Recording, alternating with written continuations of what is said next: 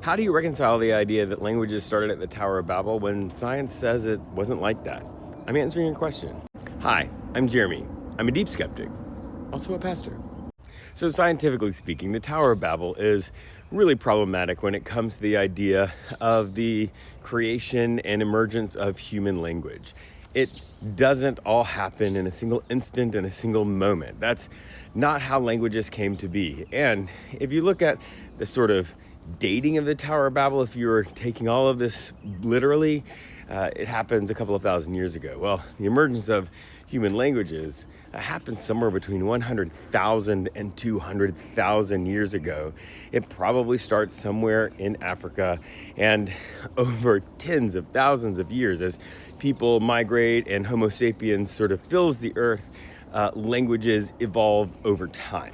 And that's just not what the Bible says happened if you take the Bible literally and treat it like a science textbook. But if you don't, the Tower of Babel story actually has a whole lot to say to you today about your smartphone. The Bible is not a science textbook. It is an ancient spiritual text. So it's not in conflict with science in the same way that Shakespeare or Paradise Lost isn't in conflict with science. It's two totally different types of literature with two totally different focuses. If you look at the Tower of Babel really is about technology. In the story, humans have created a technology to create a much taller tower. And then God comes down and looks at the tower. It's interesting that whole phrase about God coming down from heaven is a kind of trash talking, that this thing that humans are totally impressed with, this beautiful technology, creates something so huge, is so small from God's vantage point that God can't even see it, and so he has to come down to look at it. And when God's down there, God says, oh man, humans are going to become like God. And so God confuses them, makes all the different languages happen, and the people scatter.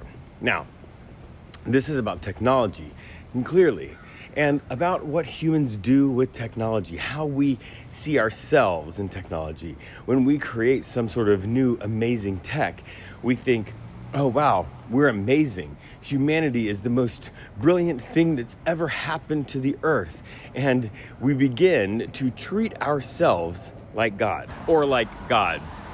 When humans do this, when we treat ourselves and imagine ourselves like God, it removes some internal accountability, and we're able to do things and justify all kinds of things that we do because, well, we're amazing, we're God, we're the best thing that's ever happened to the earth.